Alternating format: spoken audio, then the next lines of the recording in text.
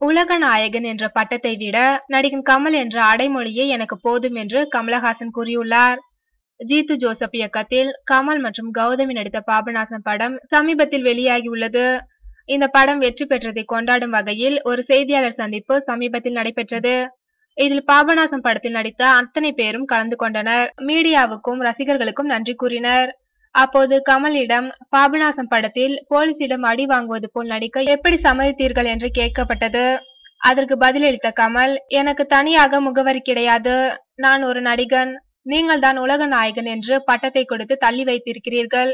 என்னை கமலஹாசன் என்று அழைப்பதை விட நடிகன் என்று கூப்பிட்டால் பெருமைப்படுவேன் என்றார்.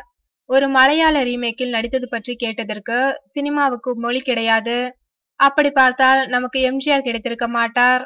நான் இங்கே தமிழ் மீடியாக்கள் மத்தியில் நின்று சொல்கின்றேன், நான் பாதி மலையாளி. இதை அப்படியே கேரளாவில் சொன்னால் கமல் முழு மலையாளி என்று உரிமையாக சண்டைக்கு வருவார்கள் என்றார் கமலஹாசன்.